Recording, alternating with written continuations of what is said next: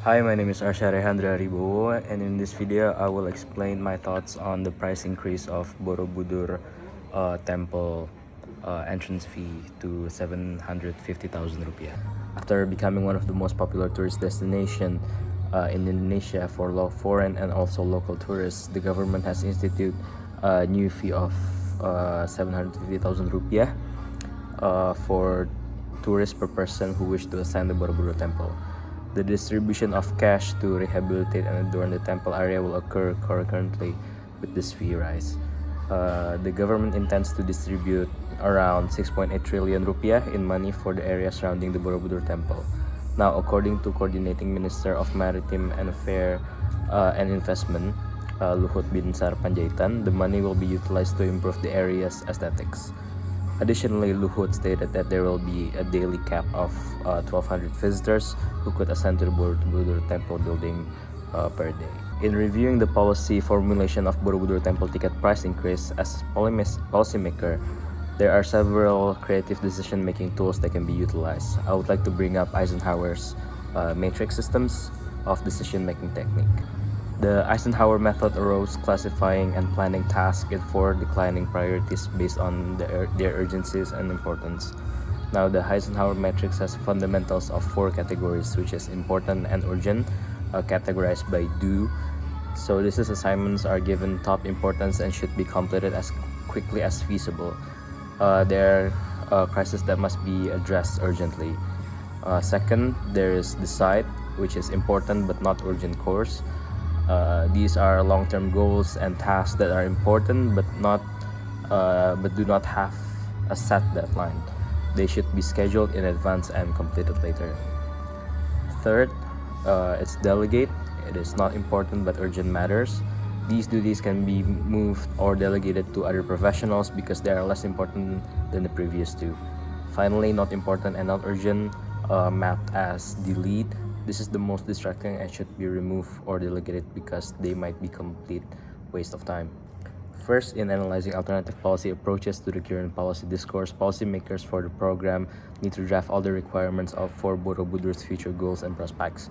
Some of the important consideration previously in formulating this new policy parallel to the increase of prices of tourist tickets, the government hopes that the conservation of the tourist area will be maintained sustainably, can be assured, and the condition for Borobudur temple by maintaining the attitude of visitors and realizing the green tourism development. In formulating new policy alternatives for the Borobudur temple area by implementing the Eisenhower matrix, the following steps can be taken if I were the authorized policymaker.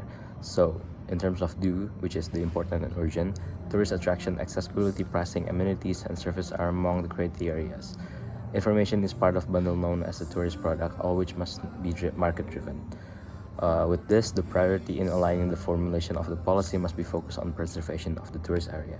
There must be a strict policy to protect the site from possible damage and can caused by visitors. This can also be paralleled with the formulation of policies that limit number of visitors to only capacity of 1,200 per day. It can be maintained and be implemented. Next is decide, important but not urgent. There's this research by Prakorso suggests that community-based tourism is one of type of tourism activity that is directly tied to the community. Now, initially, community-based tourism was offered as an alternative to the mass or conventional tourism phenomenon. With this, the formulation of policy to require visitors to use a tour guide provided by residents can be implemented. However, its implementation must also look at the varying economic capacities of potential visitors.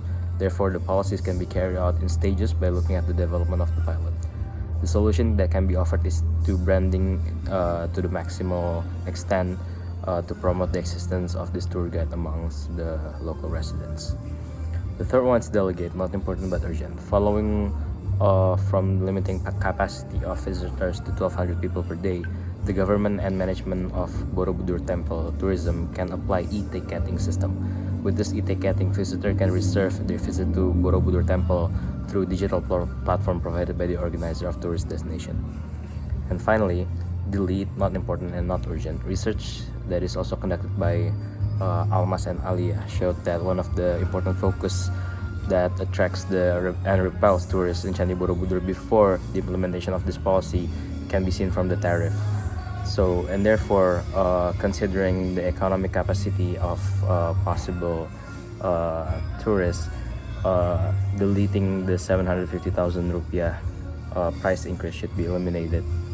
However, this can be replaced by an increase in tariffs, although not too high for foreign tourists, and the funds can be allocated for prioritized needs. That's it for me. Thank you very much for watching, and hope you have a nice day.